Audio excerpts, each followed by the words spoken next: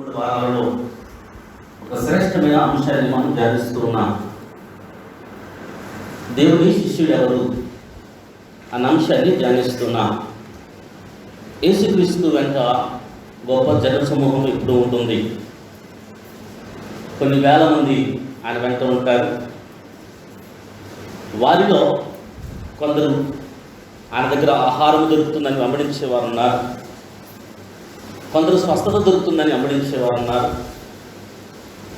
కొందరు ఆశ్చర్య అద్భుత కార్యాలు ఆయన చేస్తే చూడాలని వెంబడించేవారు ఉన్నారు. ఆయనలో తప్పేదన్నా దొరుకుతుందేమో అని ఆయన విమర్శించేదానికి శాస్త్రులు పరిశీలు అనబడిన వారు ఆయన వెంట ఉంటూ ఉన్నారు. ఆయన వెంట వేల మంది ఉన్నప్పటికీ యేసయ్య ఒక మంచి మాట అంటున్నాడు.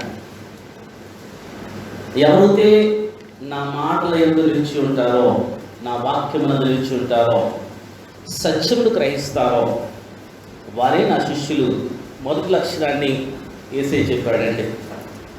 ఎవరు ఆయన శిష్యులంటే యేసయ్య వాక్యమందు నిలిచిన వారు, అపోస్తుల బోధ యందు నిలిచిన వారు. ఆదిమ సంఘము అపోస్తుల బోధ యందును, సహవాసం యందును, ప్రార్థన చేయట యందును, రొట్టె విడిచిట యందును ఎడతెగక ఉండిరి. ఆదిమ సంఘము ఎలా ఉన్నారంటే అపోస్తుల బోధలో ఉన్నారు. ఎవరైతే అపోస్తుల బోధలో నిలిచి ఉంటారో, అపోస్తుల బోధ కాని బోధల నుంచి మీరు తొలగిపోండి. అపోస్తుల బోధ అంటే అది ఏదో ప్రత్యేకమైన బోధ అనుకుంటారు చాలామంది. ఇది ఏదో కొత్త బోధ అనుకుంటారు. కాదంటే ఆదిమ సంఘములో అపోస్తులు చెప్పిన మాటలు, అపోస్తుల ద్వారా రాయబడినటువంటి గ్రంథము, పత్రికలు, వీటిని అనుసరించి నడవడమే అపోస్తుల బోధ. అలాంటి బోధ కాని బోధ లోకంలో చాలా ఉంది. దాని గురించి మనం తొలగిపోవాలి.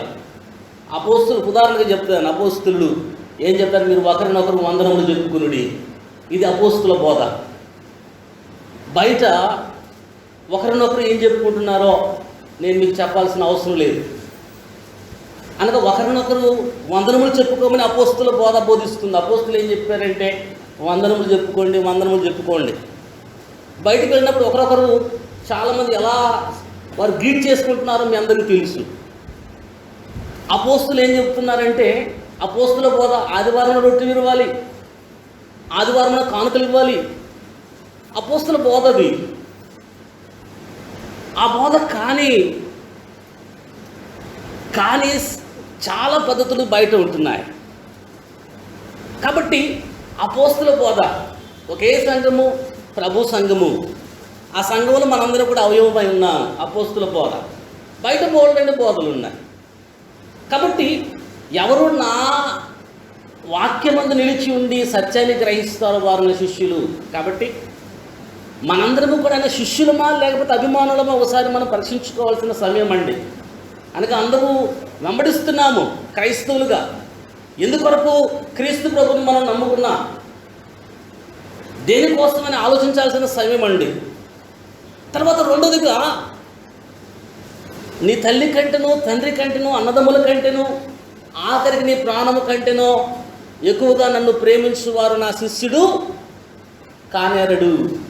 అనగా ఎవరైతే ఎక్కువగా నన్ను ప్రేమిస్తారో వారే నీ శిష్యుడు.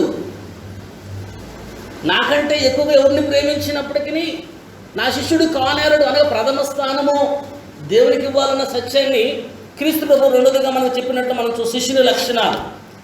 మూడోగా గమనించినట్లయితే మూడోదిగా ఆయన మనల్ని ప్రేమించినట్లు, క్రీస్తు ప్రభు మనల్ని ప్రేమించినట్లుగా మనం ఒకరినొకరు ప్రేమించినప్పుడే ఆయన శిష్యులు అవుతాం అన్న అంశాన్ని మనం జ్ఞాపకం చేసుకున్నాం. నాలుగోదిగా ఎవరు ఆయన శిష్యులు అంటే మనోనేత్రాలు వెలిగించబడినప్పుడే, మీ మనోనేత్రాలు వెలిగించబడినప్పుడే ఆయన శిష్యులు. గుడ్డివాడిని మనం దృష్టాంతాన్ని ధ్యానించాం. అనగా గుడ్డివాడు ఆయన చూపు పొంది మీరు కూడా ఆయన శిష్యులు కావాలనుకుంటున్నారా అంటున్నాడు. కాబట్టి మనోనేత్రాలు వెలిగించబడిన వారు ఆయన శిష్యులను సత్యాన్ని జ్ఞాపకం చేసుకున్నాం. పోయిన వారము తండ్రిన దేవుడు ఎవరికి తండ్రి అంటే ఆయన శిష్యులకే, శిష్యులకు తండ్రి. అపవాది పనులు చేస్తూ అపవాది పిల్లలుగా ఉంటూ వారమంతా అపవాది క్రియలు చేస్తూ ఇక్కడికి వచ్చే తండ్రి అని పిలిచినప్పుడు ఆయన నీకు తండ్రి కాడు. అన్న సత్యాన్ని పోయిన వాళ్ళని జ్ఞాపకం చేసుకున్నా. అపవాది వాడు ఆది నుండి అబద్ధికుడు కాబట్టి బయట అబద్ధం ఆడుతూ ఆదివారం వచ్చి తండ్రి పరలోకమున్న మా తండ్రి అని పిలిస్తే నువ్వు ఎలా శిష్యుడు అవుతావు? ఆ అపవాది మోసపుచ్చువాడు. నువ్వు మోసం చేస్తూ ఆదివారం వచ్చి తండ్రి అని పిలిస్తే నువ్వు ఎలా శిష్యుడు అవుతావు? వాడు నరహంతకుడు. కాబట్టి అపవాది లక్షణాలను కలుగుతూ అపవాది పిల్లలుగా ఉంటూ మా తండ్రి యెహోవా దేవుడిని చెప్పుకుంటే నువ్వు ఎలా శిష్యుడు అవుతావు?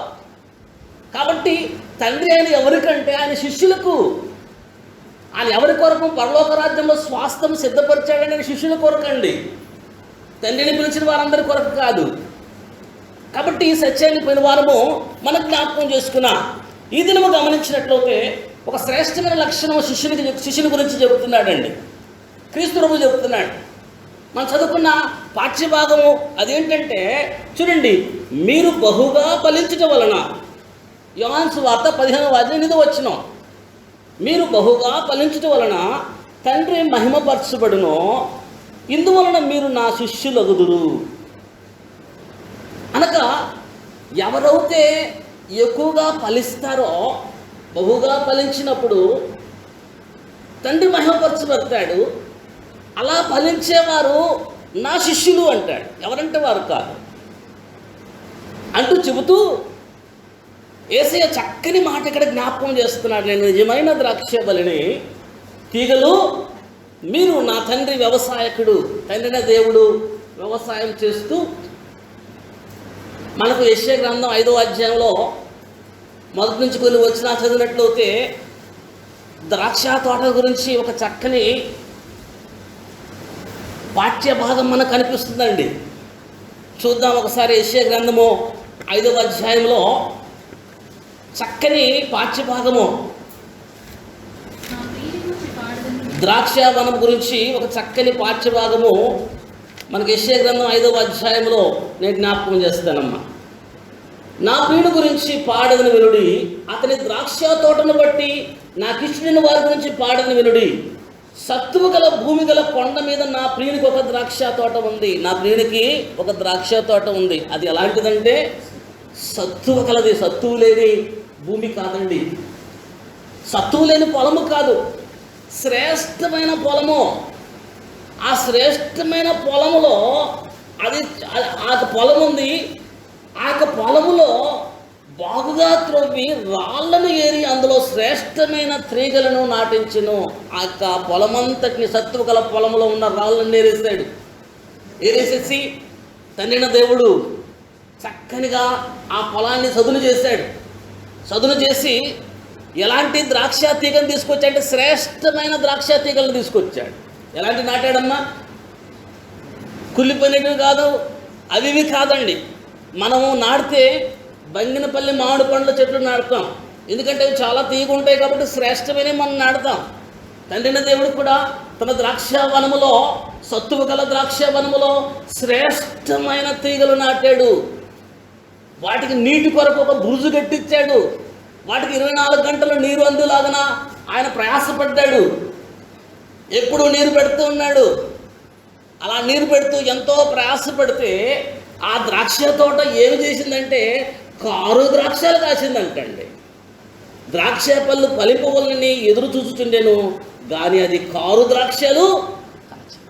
శ్రేష్టమైన ద్రాక్ష తీగను నాటి చేయవలసినంత చేసినప్పటికీ కారు ద్రాక్షలు కాచింది. ఆ వ్యవసాయకుడు ఎంత బాధపడతాడండి, తండ్రి దేవుడు ఎంత వేదన పడతాడు. నేను చేయవలసినంత చేశానే, ఇది కారు ద్రాక్షలు కాచింది. అందుకే తండ్రి దేవుడు ఇక్కడ ద్రాక్ష తీగని ఎక్కడి నుంచి తీసుకొస్తున్నాడంటే పరలోకం నుంచి తీసుకొస్తున్నాడు. ఎక్కడి నుంచి తీసుకొస్తున్నాడమ్మా? పరలోకం నుంచి. నిజమైన ద్రాక్షవల్లి క్రీస్తు ప్రభువు. క్రీస్తు ప్రభువును పరలోకం నుంచి తీసుకొచ్చి ఆ క్రీస్తు ప్రభువులో మనలను అంటుకట్టి మనల్ని తీగలుగా మార్చి ఆయన నీరు కడుతున్నాడు. నేను నిజమైన ద్రాక్షవల్లిని, క్రీస్తు ప్రభు నిజమైన ద్రాక్షవల్లి. ఈ ద్రాక్షవల్లిని తండ్రిన దేవుడు పరలోకం నుంచి పంపించి ఆ యొక్క ద్రాక్షవల్లిలో మనము బహుగా ఫలించాలని ఆయన వ్యవసాయకుడిగా ఆయన చేయవలసిందంతా చేస్తున్నాడండి. అదే క్రీస్తు ప్రభు ఇక్కడ చాలా చక్కగా ఆయన చక్కగా మనకు ఆ మాటని, నిజమైన ద్రాక్షవల్లిని నా తండ్రి వ్యవసాయకుడు, నా తండ్రి వ్యవసాయకుడు, ఫలించు ప్రతి తీగ మరి ఎక్కువగా ఫలించవలనని దానిలోని పనికిరాని తీగలను తీసివేయను. నేను మీతో చెప్పినది ఆ మాటను బట్టి మీరిప్పుడు పవిత్రులై ఉన్నారు. నా యందు నిలిచిండుడి, మీ యందు నేను నిలిచిందును. చాలా క్లియర్గా జ్ఞాపకం చేస్తున్నాడు క్రీస్తు ప్రభు. నేను ద్రాక్షవల్లిని, తీగలు మీరు ఎక్కడ ఉండాలంటే నా యందు ఉండాలి. మీరు ఫలించాలంటే ఎక్కడ ఉండాలంటమ్మా? ఎక్కడ ఉండాలి? పరలోకం నుంచి వచ్చిన నిజమైన ద్రాక్షవల్లిని క్రీస్తు యేసులోనే ఉండాలి. నువ్వు కారు ద్రాక్షలు కాయకుండా ఉండాలంటే, పనికి మాలిన కాయలు కాయకుండా ఉండాలంటే నువ్వు ఎక్కడ ఉండాలంటే క్రీస్తు ప్రభులో నా యందు మీరు నిలిచి ఉండండి. క్రీస్తు ప్రభు పరలోకం నుంచి వచ్చిన నిజమైన ద్రాక్షవల్లి. ఈ ద్రాక్షవల్లిలో మీరు నిలిచి, నా యందు నిలిచి ఉంటే మీరు బహుగా ఫలిస్తారంట. మీరు బహుగా ఫలిస్తారు. చూడండి ఇంకేమంటాడంటే, ద్రాక్షవల్లిని నేను, తీగలు మీరు 5వ వచనం. ఎవడు నా యందు నిలిచినో, నేను ఎవయందు నిలిచిందునో వాడు బహుగా ఫలించును. ఎవడు నా యందు ఉంటాడో, నేను ఎవనందు ఉంటానో వారు బహుగా ఫలిస్తారు. కాబట్టి క్రీస్తు యేసునందు ఉన్నవారు బహుగా ఫలిస్తారు. క్రీస్తు యేసునందు నిలిచి ఉన్నవారు, నిజమైన ద్రాక్షవల్లిలో అంటుకట్టబడి ఉన్నవారు, అనగా ద్రాక్షవల్లిలో అంటుకట్టబడిన వారు బహుగా ఫలిస్తారు. నాకు వేరుగా ఉండి మీరేమీ చేయలేరు. ఆయన యందు లేకుంటే మనకు ఫలాలు ఉండవండి.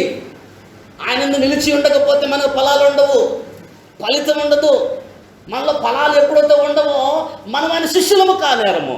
చాలా క్లియర్గా చెప్తున్నాడు. ఎప్పుడైతే మీరు నా యందు నిలిచి మీరు బహుగా ఫలిస్తారో దీన్ని బట్టి నా శిష్యులను తెలుస్తుంది. కాబట్టి ఆయన యందు మనం నిలిచి ఉండాలి. ఆయన యందు ఎప్పుడైతే మనం నిలిచి ఉండి ఫలించాలి. క్రీస్తు యేసునందు ఎలా నిలిచి ఉండగలం చెప్పండి? నువ్వు క్రీస్తు యేసులోనికి ఎలా వెళ్తావు? క్రీస్తు యేసు ఎలా నిలుస్తావు? ఎలా నిలుస్తారు? బాప్తిజం తీసుకుంటే క్రీస్తు యేసులోనికి నువ్వు వెళ్తావు. అనగా క్రీస్తు యేసునందు నిలిచి ఉండడం అంటే క్రీస్తు ప్రభు శరీరంలోనికి నువ్వు వెళ్తావు. ఎప్పుడు వెళ్తావు అంటే బాప్తిజం తీసుకున్నప్పుడు. ఎప్పుడైతే నువ్వు బాప్తిజం తీసుకుంటావో, రోమిలకు రాసిన పత్రిక 6వ అధ్యాయం చాలాసార్లు మనకు జ్ఞాపకం చేశాం. అనగా క్రీస్తు యేసులోని జీవము నీలోకి ప్రవహిస్తుందండి. క్రీస్తు యేసులోని జీవము నీలో ప్రవహించాలంటే నువ్వు ఎక్కడుండాలంటే క్రీస్తు యేసు అనే ద్రాక్షవల్లిలో నువ్వు నిలిచి ఉండాలి. క్రీస్తు యేసు అనే ద్రాక్షవల్లిలో ఎప్పుడైతే నువ్వు నిలిచి ఉంటావో క్రీస్తు యేసునందున్న జీవము నీలో ప్రవహించి ఆత్మీయంగా చచ్చిన నీవు కొత్తగా జన్మిస్తావు. పాపముల చేతను, అతిక్రమణ చేతను చచ్చిపోయిన నువ్వు జన్మించి కొత్తగా జన్మించాలంటే క్రీస్తు యేసులోని జీవము నీలోకి రావాలి.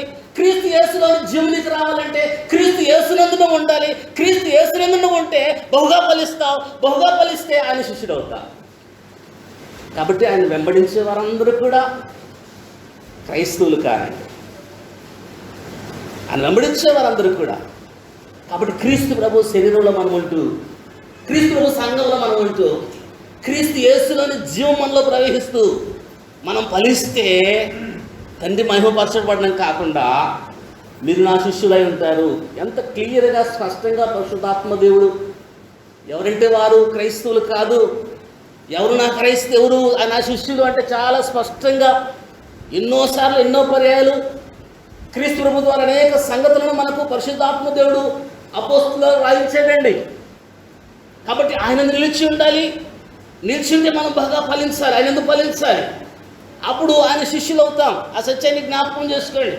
తర్వాత ఎలాంటి ఫలాలు ఫలించాలి, ఎలాంటి ఫలాలు మనం ఫలించాలి అనగా ఎలాంటి ఫలాలు ఫలిస్తాం ఆయన యందు నిలిచి ఉంటే అని ఒకసారి మనం ఆలోచన చేస్తే హెబ్రీయులకు రాసిన పత్రిక 13వ అధ్యాయం, హెబ్రీయులకు రాసిన పత్రిక చక్కని మాటను పరిశుద్ధాత్మ దేవుడు జ్ఞాపకం చేస్తున్నాడు. 13వ అధ్యాయం బైబిల్లో ఉన్న వారందరూ కూడా తీద్దామండి. 15వ వచనం, కాబట్టి ఆయన ద్వారా మనము దేవునికి ఎల్లప్పుడూ స్తుతి యాగము చేయదుము. ఎవరి ద్వారా చేయాలంటమ్మా దేవునికి స్తుతి యాగము? ఎవరి ద్వారా చేయాలి? ఎవరి ద్వారా? ఆయన ద్వారా అనగా క్రీస్తు ప్రభువు ద్వారా దేవునికి మనము స్తుతి యాగము చేయాలి. అనగా ఆయన నామము ఒప్పుకొనుచు జిహ్వాఫలము అర్పించుదుము.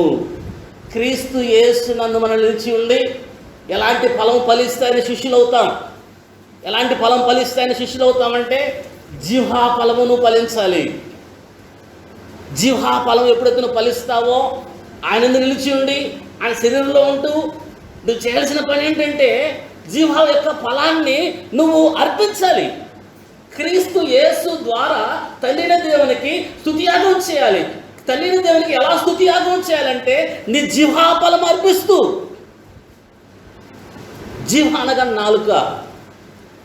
ఈ నాలుక యొక్క ఫలాన్ని తండ్రి దేవునికి మనం అర్పిస్తూ స్తుతియాగం చేయాలండి. క్రీస్తు యేసునందు ఉంటూ అనగా క్రీస్తు ప్రభు శరీరంలో ఉంటూ నువ్వేం చేయాలంటే నీ నాలుక యొక్క ఫలాన్ని నువ్వు ఫలాన్ని ఫలించాలి. ఎంతమంది అలాంటి ఫలాలు ఫలిస్తారు? వస్తాం మనం దేవుని సన్నిధికి, ఏదో పోయినట్టు ముసుగేసుకొని కూర్చుంటాం. ఎక్కలేని బాధలన్నీ ఇక్కడే కనిపిస్తాయి. మౌనంగా ఉంటాం, తల ఉంచుకుంటాం. దేవుని సన్నిధికి వచ్చి ఎందుకు వచ్చింది నువ్వు? ఆయన ఎందుకు నువ్వు నిలిచి ఉండేది? నీ జిహ్వా ఫలము ఫలించాలి. నువ్వు పాట పాడాలి. నువ్వు ఖచ్చితంగా పాట పాడాలి. రాకుంటే రెండోసారి అందుకోవాలి.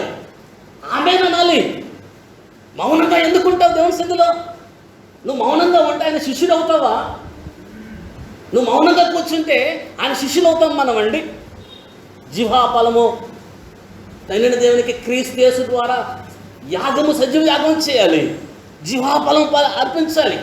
క్రీస్తు యేసునందు నిలిచి జిహ్వా ఫలం ఎప్పుడైతే నువ్వు ఫలిస్తావో అప్పుడు ఆయన శిష్యుడు అవుతావు. గమ్మున కూర్చోంటారు చాలామంది ఏం చేస్తారంటే ప్రత్యేకమైన పాటలే పాడతారండి. మామూలు పాటలు పాడరు. కనుక ప్రత్యేకమైన పాటలు పాడితే ఎవరికి అనగా ఘనత కోసం చాలామంది మన వాళ్ళని గురించి ఎవరు చెప్పట్లేదండి. దయచేసి గమనించి బాధపడదు. చాలామంది అంటే ప్రత్యేకమైన పాటలే, మామూలు కూర్చుంటారు, సైలెంట్గా ఉంటారు. ప్రత్యేకమైన పాట పాడమంటే వచ్చి పాడతారు. ఎందుకు పాడతారంటే మనుషుల దగ్గర ఘనత కొరకు. అనగా నువ్వు ఎందుకు దేవుని సన్నిధికి వస్తున్నావు అంటే జిహ్వా ఫలం అర్పించడానికి నువ్వు దేవుని సన్నిధికి వస్తున్నావు. అనగా దేవుణ్ణి సంతోషపెట్టడానికి నువ్వు పాడాలి, కానీ మనుషుని సంతోషపెట్టడానికి కాదండి. మనుషుల ఘనత కొరకు కాదు. అపోస్తలుడు పౌలు మా పని దేవుని సంతోషపెట్టే విధంగా మనుషుల కొరకు మేము మనుషుల మెప్పు కొరకు మేము చేయటం లేదంటాడు. కాబట్టి మనం జిహ్వా ఫలం ఎవరి కోసం అర్పించాలంటే దేవుడు నీ ఎడల చేసిన మేలు జ్ఞాపకం చేసుకుంటూ దేవునికి నీ జిహ్వ యొక్క ఫలం అర్పించాలి. తండ్రిని దేవుని స్తుతులు చెల్లిస్తాం పాట పాడుతున్నప్పుడు ఎందుకు మనకు ఆ ఫలం అర్పించలేమండి? ఎందుకు పాట రాదు? ఇంతమంది పాడితే 1,44,000 మంది ఆ కొండ మీద ఉన్నటువంటి చీయోను కొండ మీద ఉన్నటువంటి పరిశుద్ధ క్రీస్తు రక్తంలో కడగబడిన వారు పాట పాడితే ఎంత ధ్వని వచ్చిందండి, ఎంత గంభీరమైన ధ్వని వచ్చింది. సంఘములో నీ జిహ్వా ఫలం అర్పించినప్పుడే ఆయన నిలిచిండి ఫలం అర్పించాలి. పాటలు పాడాలి, ప్రార్థన చేసుకోవాలి. మనుషుల కోసం కాదు. గమనించండి, నీ ఆరాధన మనుషుల మెప్పు కోసం కాదు. నువ్వు చేసేది మనుషుల మెప్పు కోసం కానే కాదండి. నేను చేసిన నువ్వు చేసినా దేవుని ఆరాధన చేస్తున్నా, దేవుడు మనం చూస్తున్నాడు. దేవునికి మహిమ కలగాలి, దేవునికి ఘనత కలగాలి, దేవుడు మనల్ని మెచ్చుకోవాలి. మనుషులు మెచ్చుకుంటే ఏమొస్తుందమ్మా? మనుషులు మెచ్చుకుంటే ఏం ఘనత? దేవుడి వాళ్ళ జీవితము, దేవుడి వాళ్ళ ఆశీర్వాదము. కాబట్టి మనుషుల ఘనత కోసం దేవుని సన్నిధిలో ఆరాధన చేయొద్దండి. మనుషులు మనం పాట పాడినా, ప్రార్థన చేసినా, లేకపోతే మనం దేవుని వాక్యం అందించినా ఎవరి మెప్పుగా దేవుని మెప్పు కావాలి. మనుషులు సంతోషపెట్టేదానికి దేవుని సన్నిధిలో మనం చూడకూడదండి. మనుషుల ఘనత కొరకు మనం ప్రయాసపడకూడదు. కాబట్టి దేవుడు స్పష్టంగా మాట్లాడు, నీ ఫలము జిహ్వా ఫలము తండ్రిని దేవుణ్ణి స్తుతియాగం అర్పించడానికి క్రీస్తు ప్రభు ద్వారా చేయాలని ప్రభు కోరుతున్నాడు. పాటలు పాడుతున్నప్పుడు ప్రార్థన చేస్తూ జిహ్వా ఫలం అర్పి. అందుకే అంటాడు, మీరు సజీవమైన యాగమును అనగా సజీవమైన యాగముగా దేవునికి సమర్పించుకున్న తర్వాత 2 పేతురు రాసిన పత్రికలో చక్కని మాటను మొదటి పేతురు రాసిన పత్రిక 2వ అధ్యాయము మొదటి పేతురు రాసిన పత్రిక 2వ అధ్యాయము 5వ వచనంలో యేసు క్రీస్తు ద్వారా మరొకసారి ఇక్కడ జ్ఞాపకం చేస్తున్నాడు పరిశుద్ధాత్మ దేవుడు. ఎవరి ద్వారా తండ్రి దేవునికి యాగం చేయాలంటే, ఆరాధన చేయాలంటే యేసు క్రీస్తు ద్వారా దేవునికి అనుకూలమగు ఆత్మ సంబంధమైన బలులను అర్పించుటకు చాలా క్లియర్గా జ్ఞాపకం చేస్తున్నాడండి. యేసు క్రీస్తు ద్వారా దేవునికి మనం ఏం చేయాలంటే ఆత్మ సంబంధమైన బలులు అర్పించాలి. ఇజ్రాయెల్ ప్రజలు దేవునికి భౌతిక సంబంధమైన బలులు అర్పించారు. వారు భౌతిక సంబంధమైన మనుషులు. మనమెవరు అంటే ఆత్మ సంబంధమైన మనుషులు. అనగా ఆత్మ సంబంధమైనటువంటి మనము ఆత్మ సంబంధమైన బలులు అర్పించాలి. ఈ ఆత్మ సంబంధమైన బలే జిహ్వాఫలం అండి. ఈ జిహ్వాఫలం ద్వారా క్రీస్తు యేసు ద్వారా దేవునికి స్తుతియాగం చేయాలి. కాబట్టి ఆత్మ సంబంధమైన బలులు పాటలు పాడుతూ ప్రార్థన చేస్తూ దేవుని సువార్తను అపోస్తల బోధను మనం ప్రకటిస్తూ ఎప్పుడైతే దేవుని సన్నిధిలో మనం ఉంటామో, ఎప్పుడైతే ఈ జీవం యొక్క ఫలాన్ని మనం ఫలిస్తామో, క్రీస్తు యేసునందుండి నా శిష్యులు మీరు అంటాడు. ఎవరైనా శిష్యులు అంటే నువ్వు క్రీస్తు ప్రభులో ఉంటూ క్రీస్తు ప్రభులో నిలిచి ఉండి జిహ్వాఫలమనే ఫలము ఫలించినప్పుడు కాముగా కూర్చోమని బైబిల్ చెప్పట్లేదండి. కనుక మనం ఏం చేయాలంటే సిగ్గుపడనక్కర్లేని వారిగా ఉండాలి. సిగ్గుపడాల్సిన అవసరం లేదు దేవుని ఆరాధన చేయడానికి, దేవుని సన్నిధిలో పాటలు పాడడానికి, ఆమేన్ అనడానికి. కాబట్టి సిగ్గుపడనక్కర్లేని వారిగా ఉండాలి. జిహ్వాఫలాన్ని అర్పించాలి. క్రీస్తు యేసునందు ఉండి జిహ్వాఫలము అర్పిస్తే ఆయన శిష్యులు అవుతావు. మొట్టమొదటిగా దేవుడు జ్ఞాపకం చేస్తున్నాడు. ఏం ఫలం ఫలించాలంటున్నాడు అంటే అండి జిహ్వాఫలం ఫలించాలని పరిశుద్ధాత్మ దేవుడు జ్ఞాపకం చేస్తున్నాడు. రెండోదిగా క్రీస్తు యేసునందు నిలిచి మనం ఏం చేయాలి? రెండోదిగా ఏం చేయాలంటే ఆత్మలు అనే ఫలాన్ని మనము సంపాదించాలి. క్రీస్తు యేసులోనికి మనం బాప్తిసం తీసుకొని క్రీస్తు యేసులో ఉన్నాం. మనం ఆ ద్రాక్షవల్లిలో మనం ఉన్నాం. క్రీస్తు యేసులోని జీవం మనలో ప్రవేశిస్తుంది. కాబట్టి మనం ఏం చేయాలంటే ఆత్మలను రక్షించాలండి. ఆత్మల అనే ఫలాన్ని ఒకసారి మనం చూద్దాం. మొదటి కొరింథీయులకు రాసిన పత్రిక 9వ అధ్యాయంలో చక్కని మాటను దేవుడు జ్ఞాపకం చేస్తున్నాడు.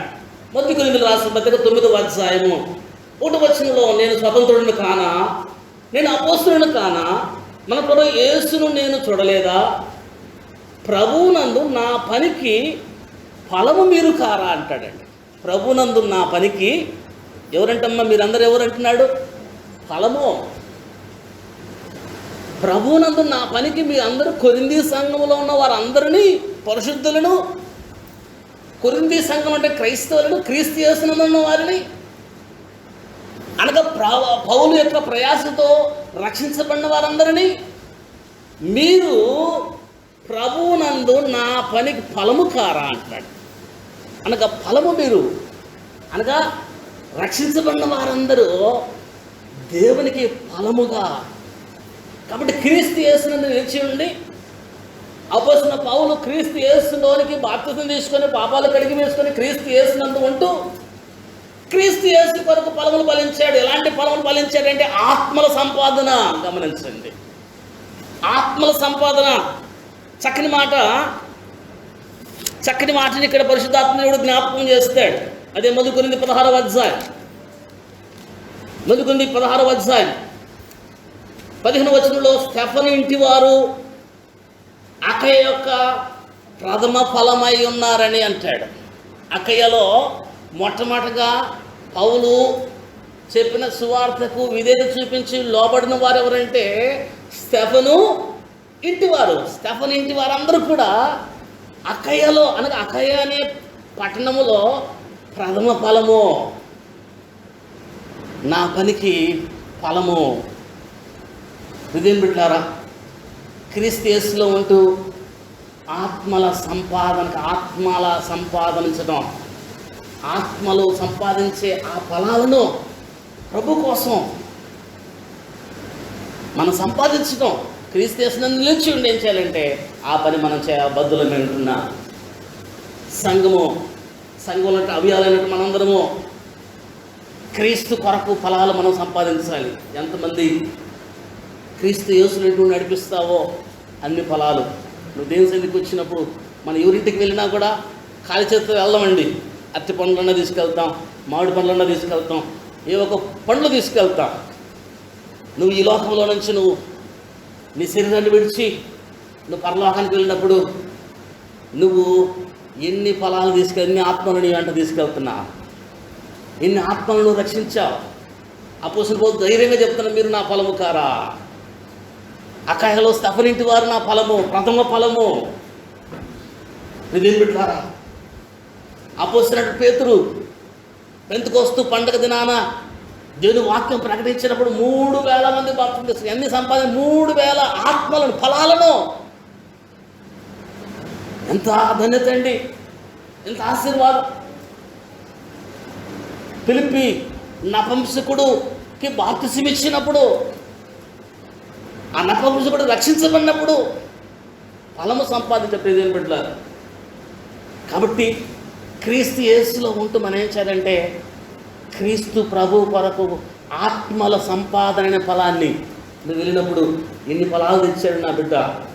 ఎంతమందికి సువార్త చెప్పాడు, ఎంతమందికి వాక్యం చెప్పాడు. చాలామంది సంతోషం అండి. చాలామంది స్త్రీలు ఏం చేస్తారంటే, కష్టాల్లో వచ్చిన స్త్రీలకు వాక్యం చెప్తారు. అమ్మ, దేవుడు నా జీవితంలో మేలు చేశాడు, మీరు కూడా దేవుని నమ్ముకోండి, ప్రార్థన చేయించుకోండి అని వాక్యమనే బీజం నాటుతారండి. చాలా సంతోషం.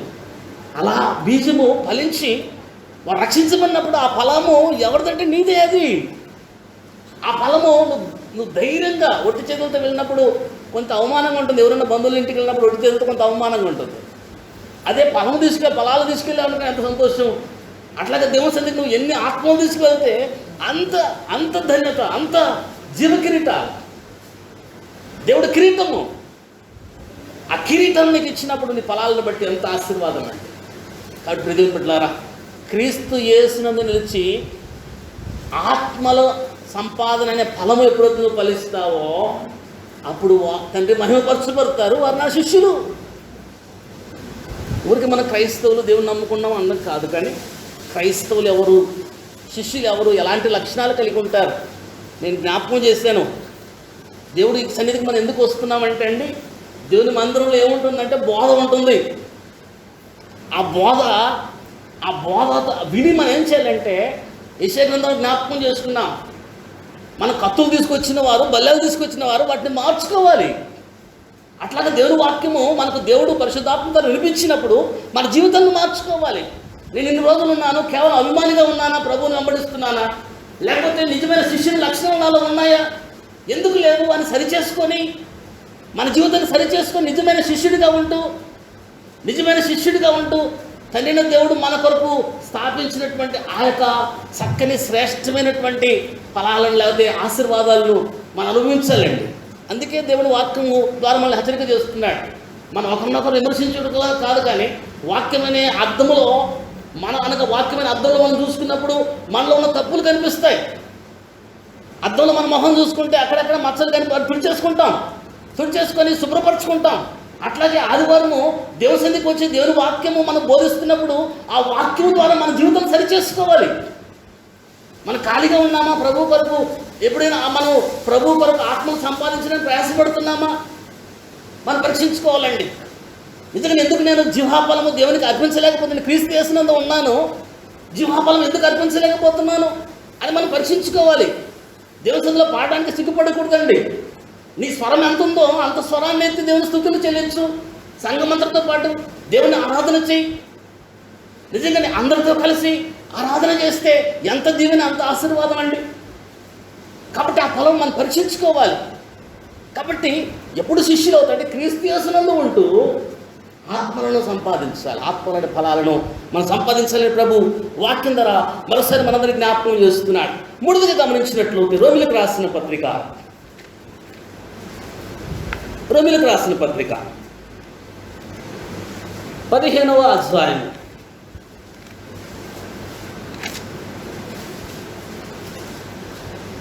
రోమిలకు రాసిన పత్రిక 15వ అధ్యాయం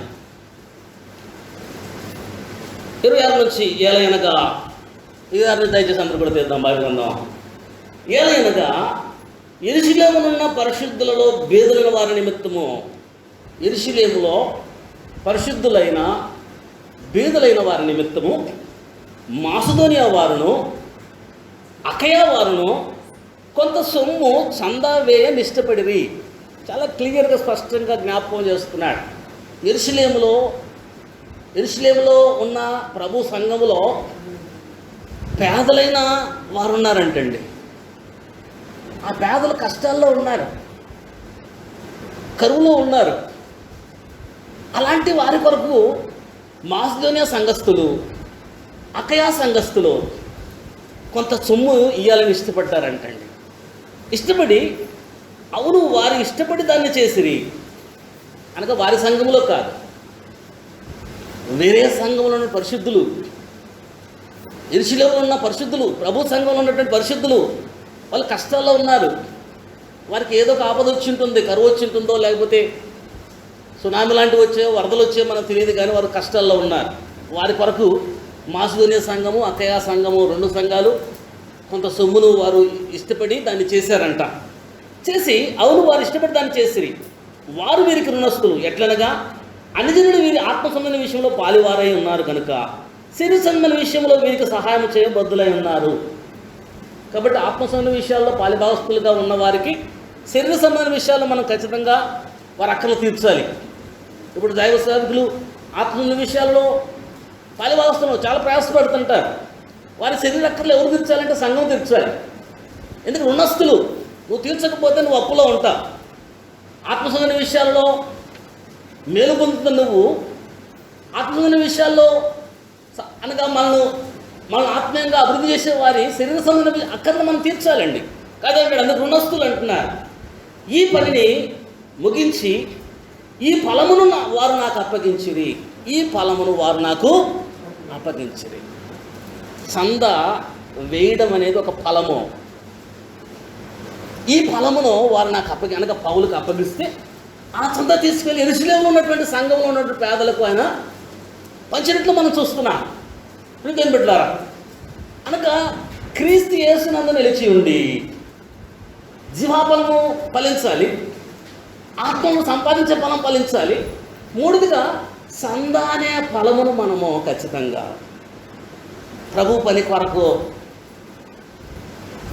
ఆత్మశైన విషయాలు బోధించే వారి కోసం, సంఘములో నిరుపేదలైన వారి కోసం మనం ఏం చేయాలంటే చందా అనే ఫలాన్ని ఫలించాలి. క్రీస్తు అనగా పేదల అక్కర్లలో, అనగా పేదలంటే లోకల్ ఉన్నవారు కాదు, సహోదరులలో శిష్యుడని ఏమంటాడంటే క్రీస్తు ప్రభు శిష్యుడని గ్లాసుడు మంచినీళ్ళు ఇస్తే పరలోక రాజ్యంలో మీ పొలం పోగొట్టుకుని రండి ఇచ్చాను మీతో. ఎవరికి ఇవ్వాలంటే గ్లాస్ నీళ్ళు శిష్యుడని ఇస్తే ఆ ఫలం మీరు పోగొట్టుకోరు ఖచ్చితంగా అంటున్నాడండి. కాబట్టి క్రీస్తు సంఘంలో ఎవరైతే బలహీనంగా ఉంటారో, ఇబ్బందుల్లో ఉంటారో, కష్టాల్లో ఉంటారో వారికి ఒకవేళ మనం సహాయం చేయగలిగితే అది ఫలము, చందా అనే ఫలము. కనుక క్రీస్తు యేసునందు ఉంటూ అలాంటి ఫలము కూడా ఫలించాలని ప్రభువు కోరుతున్నాడు. హెబ్రీయులకు రాసిన పత్రిక ఓసారి చూద్దాం. అపోస్తలుడైన పౌలు హెబ్రీయులకు రాసిన పత్రిక 13వ అధ్యాయం. హెబ్రీయులకు రాసిన పత్రిక 13వ అధ్యాయం మొదటి నుంచి, సహోదర ప్రేమ నిలవరముగా ఉండనీయుడి, ఆతిథ్యము చేయ మరొకడి, దాని వలన కొందరు ఎరిగి దేవదూతలకు ఆతిథ్యం చేసిరి. మీరును వారితో కూడా బంధింపబడినట్లు బంధకంలో ఉన్న వారిని జ్ఞాపకము చేసుకునుడి. మీరును శరీరంతో ఉన్నారు కనుక కష్టంలో అనుభవించిన వారిని జ్ఞాపకం చేసుకునుడి. కాబట్టి సహోదర ప్రేమ కలిగి ఉండాలంటున్నాడు. ప్రేమతో పాటు ఆతిథ్యము చేయమంటున్నాడు. శరీరంతో ఉన్నాం కాబట్టి కష్ట నష్టాలు ఉంటాయి, కాబట్టి కష్ట నష్టాల్లో ఉన్న వారిని జ్ఞాపకం చేసుకోండి అంటాడు. అనగా కష్ట నష్టాల్లో ఉన్న వారిని ఏం చేయాలంటే మనము జ్ఞాపకం చేసుకోవాలి. ప్రభువు సంఘంలో ఎవరైనా పేదలు ఉన్నప్పుడు, లేకపోతే ఎక్కడైనా కష్టాలు ఉన్నప్పుడు, వేరే సంఘంలో సహోదరులు బాధల్లో ఉన్నప్పుడు, ఆరోగ్యం బాగలేనప్పుడు ఏం చేయాలంటే ఇలాంటి ఫలం మనం ఫలించాలని పరిశుద్ధాత్మ దేవుడు వాక్యం ద్వారా మనందరికీ హెచ్చరిక చేస్తున్నాడు. ప్రభు సంఘంలో క్రమమండి వాక్యం పరిశుద్ధాత్మ దేవుడు మనకిచ్చిన చక్కని మాటలను అనగా ఆజ్ఞలు. కాబట్టి చందానే ఫలము మాసిదోనియా వారు, అకయ వారు యెరూషలేములో ఉన్నటువంటి పేదల కొరకు చందానైన ఫలాన్ని అపోస్తలుడైన పౌలు ద్వారా పంపించినట్టు మనం చూస్తున్నాం. మనకు కూడా సహోదరులం కాబట్టి, అనగా క్రీస్తు ప్రభు శిష్యులం కాబట్టి ఆతిథ్యం మర్చిపోకూడదు. ప్రేమలో, క్రీస్తు ప్రేమలో మనం నిలబడి ఉండాలి. కష్టాల్లో ఉన్న వారికి సహాయం చేయాలి. చందానే ఫలమును, క్రీస్తు యేసులో ఉన్న వారి యొక్క డ్యూటీ. ఈ ఫలం ఎప్పుడైతే ఫలిస్తావో నిజంగా నా శిష్యుడు అంటే. మనం చాలామంది ప్రభులో ఉంటాం, కానీ ఇది మాత్రం గుప్పిలు మాత్రం ఇప్పుడు చాలామంది గుప్పిలు ఇప్పడానికి ఇష్టపడరు. కాబట్టి నువ్వు గుప్పిలు ఇప్పినప్పుడు దేవుని నామం మహిమపరచబడుతుంది. నా శిష్యులు అంట. ప్రభు సంఘంలో ఎవరికైనా బాగలేనప్పుడు మనందరం కలిసి కొంత సహాయము ఆ సహోదరుడికి చేసామనుకోండి, నిజంగా ఎంత గొప్ప. ఆ దేవుని నామము మహిమపరచబడ్డమే కాకుండా దేవుని పిల్లలంటే వీరురా బాబు అని అన్ని జనుల మధ్య దేవుని నామము మహిమపరచబడుతుంది. కాబట్టి అలాంటి ఫలము కూడా క్రీస్తు యేసులో ఉంటూ మనం ఆయన నిలిచి ఉండి మనం ఫలించాలని వాక్యం ద్వారా ప్రభుత్వం మరొకసారి మనందరూ కూడా జ్ఞాపకం చేసుకున్నాడు. జిహ్వ అనే ఫలము క్రీస్తు యేసునందు ఫలించాలి. రెండోదిగా ఆత్మలనే ఫలాన్ని క్రీస్తు యేసునందు ఫలించాలి. మూడోదిగా చంద అనే ఫలాన్ని, కానుక అనే ఫలాన్ని క్రీస్తు యేసునందు ఫలించాలన్న సత్యాన్ని దేవుడి జ్ఞాపకం. చాలాసార్లు మన ఆత్మ ఫలాలు. ఏం ఫలాలమ్మా? ఆత్మ ఫలాలు. అందుకే ఆత్మానుసారంగా నడుచుకున్న వారు ఎలాంటి ఫలాలు ఫలిస్తారంటే ఆత్మ ఫలాలు ఫలిస్తారు. గల్తీలు రాసిన పత్రిక 5వ అధ్యాయంలో మనం చాలాసార్లు జ్ఞాపకం చేసుకున్నాం. గల్తీలు రాసిన పత్రిక 5వ అధ్యాయం ఒకసారి చూద్దాం. 5వ అధ్యాయము 22వ వచనంలో, అయితే ఆత్మ ఫలమేమనగా ప్రేమ, సంతోషము, సమాధానము, దీర్ఘశాంతము, దయాళుత్వము, మంచితనము, విశ్వాసము, సాత్వికము, ఆశ నిగ్రహము. క్రీస్తు యేసునందు ఉంటూ నువ్వు ప్రేమ ఎప్పుడైతే కలిగి ఉంటావో ఆ ప్రేమను చూచి తండ్రి మహిమపరచబడతాడంట. క్రీస్తు యేసుని ఎలా ప్రేమించాడో అలాంటి ప్రేమ నువ్వు ఇతరుల మీద చూపించినప్పుడు ఆ ప్రేమను చూసి తండ్రి మహిమపరచబడతాడు. వీరు నిజంగా దేవుని బిడ్డలు రా బాబు, క్రైస్తవులు రా అనేసి అందరూ కూడా దేవుని వాక్యానుసారంగా మన జీవితం కూడా ఉంటున్నాడు. కాబట్టి మనం ఎన్ని మాటలు చేస్తే ప్రేమ చూపించలేకపోయినాం అనుకోండి, ప్రేమ అనే ఫలం లేదనుకోండి, నువ్వు ఎన్ని సంవత్సరాలు క్రీస్తు ప్రభును అనుసరించినా నువ్వు అభిమానం అవుతావు, కానీ ఆయన శిష్యుడు కానేరు. అట్లాగే ఇవన్నీ ఫలాలన్నీ సంతోషము, ఎప్పుడు సంతోషము, దేవుని సంఘంలో ఎప్పుడూ సంతోషం, ఎల్లప్పుడూ ఆనందిస్తూ, అందరితో సమాధానంగా ఉంటూ, దీర్ఘశాంతం కలిగి ఉండి, ఇతరుల దయాళుత్వం చూపిస్తూ, మంచితనం చూపిస్తూ, విశ్వాసముందు ఉంటూ, సాత్వికము కలిగి, ఆశా నిగ్రహం కలిగి ఎప్పుడైతే ఈ ఫలాలతో మనలో ఉంటాయో నిజంగా మీరు నా శిష్యులు.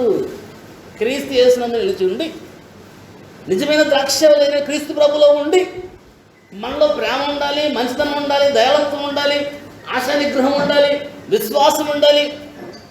ఎప్పుడైతే ఇలాంటి ఫలాలు ఉంటాయో ఆయన శిష్యులు అవుతాం. మన క్రీస్తు యేసులో ఉంటూ కూడా ఇలాంటి ఫలాలు లేదనుకోండి, మనం ఏమవుతామంటే అభిమానులు అవుతాం, కానీ ఆయన శిష్యులు కానేరం. ఎన్ని సంవత్సరాలు ఉన్నా కూడా పరలోక సంబంధించిన ఆశీర్వాదాన్ని మనం హక్కుదారులు కాలేము. ఆ స్వాస్థ్యాన్ని మనము పొందలేము.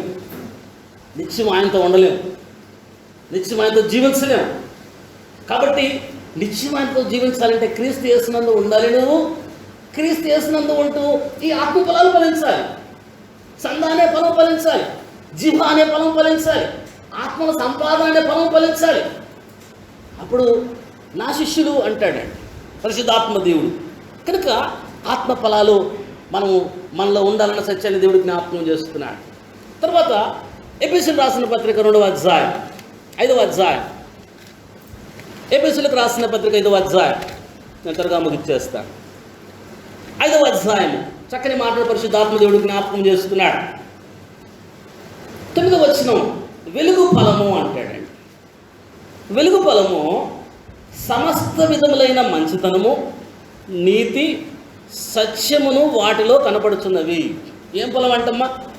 ఏం ఫలం అంట? వెలుగు ఫలము అనగా ఈ ఆత్మ ఫలాలతో పాటు క్రీస్తు యేసునందు నిలిచిండి మనము వెలుగు ఫలము. ఎందుకంటే క్రీస్తు ప్రభు ఆయన వెలుగు, ఆయన మనల్ని వెలిగించాడు. చీకట్లో మనం లేము, వెలుగులో మనం ఉన్నాం. క్రీస్తు ప్రభు లోకానికి వెలుగు, ఆయన మనల్ని వెలిగించాడు. ఆ వెలుగులో ఉన్న మనం ఏం చేయాలంటే వెలుగు ఫలాలను ఫలించాలండి. చీకటి సంబంధాలుగా ఉండకూడదు, అంధకార సంబంధాలుగా ఉండకూడదు. నిష్ఫలమైన అంధకార క్రియలను నువ్వు పాలివారై ఉండక వాటిని ఖండించండి. అంధకార క్రియల్లో ఉండకుండా అంధకార క్రియలను ఖండించేవారుగా ఉండాలి. చీకటి పనులు చాలా ఉన్నాయి, చాలా పాపాలు చీకట్లో చేసేటివి. వెలుగు సంబంధాలు వాటిలో ఉండకుండా వాటిని ఖండించాలి. వెలుగు సంబంధాలు క్రీస్తు ప్రభు చేత వెలిగించబడి నువ్వు క్రీస్తు ప్రభులో ఉంటూ, గమనించండి, క్రీస్తు ప్రభు నందు నిలిచి ఉండి వెలుగు అనే ఫలము నీలో ఫలించాలంటండి. వెలుగు ఫలము, వెలుగు ఫలము అంటే ఏంటంట?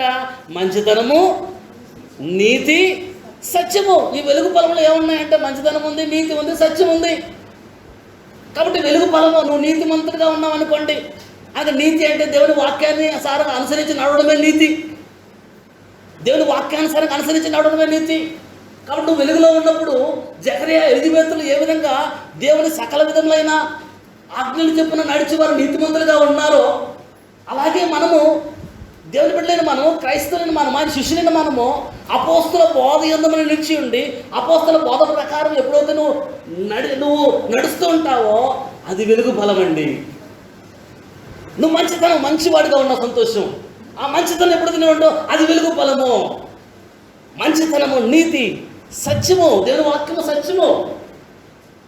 సత్యమందు మనం ప్రతిష్ఠ చేయబడినప్పుడు, సత్యంలో మనం నిలిచినప్పుడు అది వెలుగు ఫలము. ప్రియమైన బిడ్డలారా, కాబట్టి తండ్రిని దేవుడు వ్యవసాయం చేస్తూ ఉన్నాడు. శ్రేష్టమైన ద్రాక్ష తీగను పరలోకం నుంచి తీసుకొచ్చాడు. పాత నిబంధనలో ఈ లోకంలో ఐగుప్తు నుంచి తెచ్చినటువంటి ద్రాక్ష తీగను నాటాడు కాబట్టి ఆయన కారు ద్రాక్షలు కాసాయి. అందరూ కారు ద్రాక్షలు కాశారు. అయితే ఈసారి మనం కారు ద్రాక్షలు కాయకుండా పరలోకం నుంచి తండ్రిన దేవుడు నిజమైన ద్రాక్షలని క్రీస్తు ప్రభుని తీసుకొచ్చి ఆ క్రీస్తు ప్రభులో మనల్ని అంటుకట్టాడు. మన క్రీస్తు ప్రభులో నిలిచి ఉండి మనం ఎప్పుడైతే మనం ఫలిస్తామో తండ్రి మహిమపరచబడతాడు, ఆయన శిష్యులుగా ఉంటాం. క్రీస్తు ప్రభులో మనం ఉంటూ జీవ అనే ఫలాన్ని ఫలించాలి. క్రీస్తు ప్రభులో ఉంటూ ఆత్మల అనే సంపద అనే ఫలం ఫలించాలి. క్రీస్తు ప్రభులో ఉంటూ చంద అనే ఫలం మనం ఫలించాలి. క్రీస్తు ప్రభులో ఉంటూ ఆత్మ ఫలాలు ఫలించాలి. క్రీస్తు ప్రభులో ఉంటూ వెలుగు ఫలం ఫలించాలి. వారు నా శిష్యులు అంటాడు. క్రీస్తు ప్రభు వెంట ఉంటూ ఫలాలు లేదనుకోండి, అందరితో పాటు మనం కూడా ఈ అద్భుత కార్యాల కొరకు, ఆశ్చర్య కార్యాల కొరకు, శరీర స్వస్థతల కోసం వెంబడించిన వారు అవుతాం, అభిమానులు అవుతాం. చాలామంది యేసుక్రీస్తు సినిమా చాలా ఇష్టమండి, ఎప్పుడు నా జోలో పెట్టుకోవడానికి ఫోటో అంటే అంత మాత్రాన వారు అభిమానులే కానీ శిష్యులు కాదండి. నేను క్రీస్తు ప్రభువును ప్రార్థన చేసుకుంటున్నాను, నాకు బాగున్నప్పుడల్లా ప్రార్థన అభిమాని, శిష్యుడు కాదు. చాలామందిని చూస్తుంటాం మనం. శిష్యులతో ఎలా ఉండాలో ప్రభు వాక్యం హెచ్చరిక చేస్తున్నాడు. క్లియర్గా, స్పష్టంగా, డైరెక్ట్గా దేవుని వాక్యం అపోస్తుల బోధ ద్వారా యేసయ్య చెప్పిన మాటలను చాలా క్లియర్గా ఎవరు నా శిష్యులు, ఎవరు క్రైస్తవులు, ఎవరంటే వారు కాదు, వెలుగు ఫలం ఫలించేవారు. దేవుని చిత్తమైతే మరికొన్ని సంగతులు శిక్షా ఫలం అని దేవుని చిత్తం మరిగా వారంలో ధ్యానిద్దాం. కాబట్టి ఇంతవరకు ఉన్న మాటలను మన ఇంటికి వెళ్ళి ధ్యానించి మరింతగా ఆత్మీయ మేలు పొందాలని క్రీస్తు నామమున మనందరినీ ప్రేమతో హెచ్చరిస్తున్నాను.